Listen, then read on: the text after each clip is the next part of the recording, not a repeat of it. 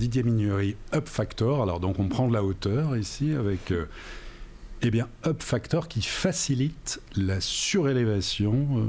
Explication. Alors, chez Up Factor, on a décidé, nous, de s'intéresser à la complexité, finalement, des règles d'urbanisme et à leur mise en œuvre dans les villes.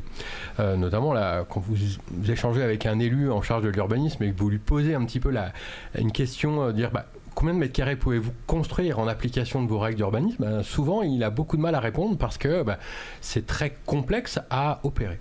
Chez Up Factor, donc, on a mis au point un outil logiciel qui permet de détecter ces potentiels en collectant toutes les données de hauteur et en appliquant automatiquement les règles d'urbanisme. Et avec cet outil, on est capable d'analyser un territoire, une ville, comme par exemple, on vient de terminer la ville de Nice, où on a détecté un peu plus de 5000 logements à réaliser juste en application des règles d'urbanisme et en respectant les contraintes notamment des règles sismiques ou des règles techniques qui doivent être mises en œuvre dans de tels projets de surélévation. Donc là, un potentiel de 5000 logements, par exemple, pourrait être réalisé, enfin quand je dis rapidement, mais en tout cas... en application des règles d'urbanisme autorisables.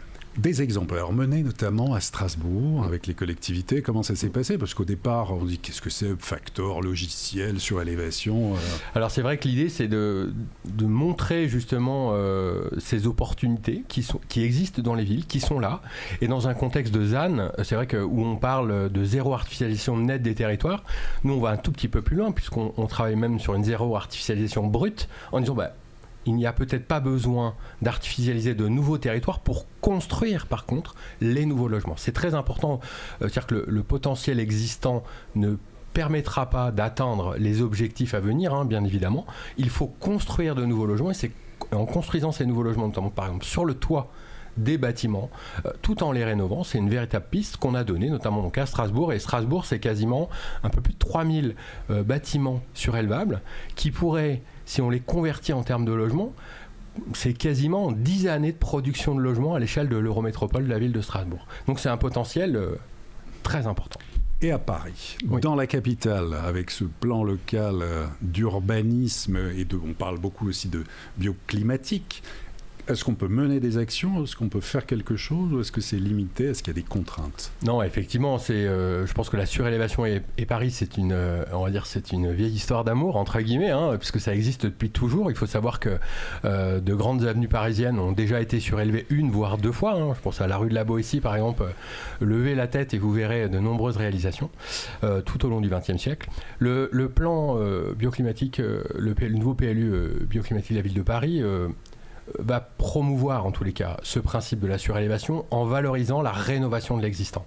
Et ça, c'est un véritable... Oui, c'est-à-dire c'est de profiter justement de cette surélévation pour justement rénover, en tout cas, engager des travaux. Engager des travaux, et donc c'est une véritable opportunité, notamment pour les copropriétés, qui pourraient monnayer ainsi leur droit à construire pour rénover leur bâti. Et en ce sens, les équipes de la ville de Paris ont réfléchi vraiment à un accompagnement. Là encore, il faut faire attention à la spéculation, bien sûr, ou à l'opportunisme de telles opérations.